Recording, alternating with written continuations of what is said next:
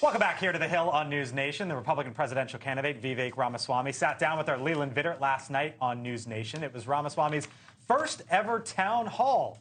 He spoke about everything from faith to Donald Trump to his ambitious plans for the federal government. You're proposing to gut a number of the three-letter agencies whose job it is to protect East Palestine. You know what I'm proposing? I'm proposing to gut them precisely because they haven't been protecting places like East Palestine. Fair enough. These bureaucracies have failed repeatedly.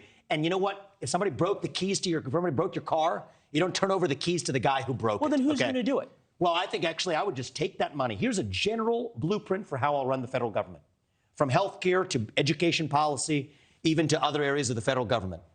Take those savings and put that money back in the pockets of our citizens. Just send them a tax-free check if that's what it takes. Cassie, Vivek Ramaswamy has gone from 38-year-old who's that to third in the polls right now. Third at the polls, re-aspiring rapper. I mean, I saw him rap in Iowa this weekend. Re-emergence of his underground rap career from college, I think. And then watching him in last night's town hall. And one thing I will say about him, he is a refreshing voice. We happen to be the same age. We have vastly different bank accounts. But to think about what he has done with his several time. Zeros in there. Yes, in his 38 short years.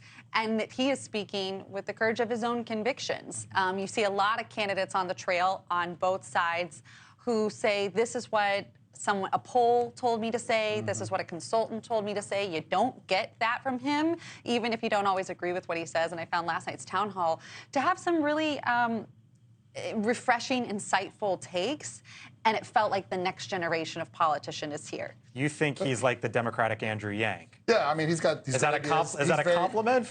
He's got to make it last, though. Andrew Yang could not. I mean, Andrew Yang also wanted to mail checks to everyone. So, you know, freedom dollars, freedom funds, I forget what they're called. But, you know, I think what this says is both parties right now are thirsty for young, fresh energy.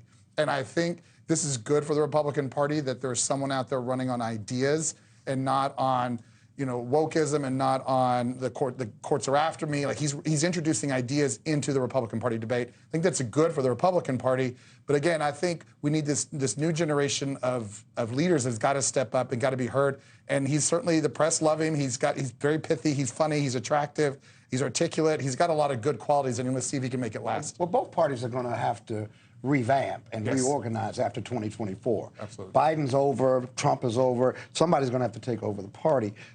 With the candidate, his soundbite wasn't very realistic, though. No. He wanted to take the money from the three-letter agencies and give it to the American people. Oh, is he? How do you spell bureaucracy? Hey, Sean. Because he hadn't met them. He hadn't met them yet. Okay. Call it what you want. Both parties are imperfect, but he's not taking money from those bureaucrats who must be hundreds of thousands of federal government employees. It's just not going to happen. Hey, Sean, I remember when we had Vivek Ramaswamy here on the Hill a few weeks ago, and it was either that day or the day after you and I spoke about him. You know, I asked Vivek Ramaswamy, you think you're the next Donald Trump? And his response was, I think I'm the next Ronald Reagan. And at the time, you were bullish about his trajectory. His trajectory's only continued to climb from there. You still bullish? I am. Look, I was out there in the Iowa State Fair. Leland and I saw Leland and the team. We were talking about this. And the reality is that for a lot of reasons, he is refreshing. He's new. He's focused on the issues. I don't know that he can go the distance. I mean, there's a big difference. I think that he is somebody who is the future of the party for a lot of reasons in terms of organization and campaign strength. I'm just not sure that he's there yet. But he's sort of like that minor league pitcher that you're looking at and saying that guy's going to the big leagues probably the next season. He is impressive. I think he is clearly the third place guy right now. And as I've said before on NewsNation, I think that if I were Ron DeSantis, I'd be more concerned about Vivek Ramaswamy than I am about Donald Trump right now.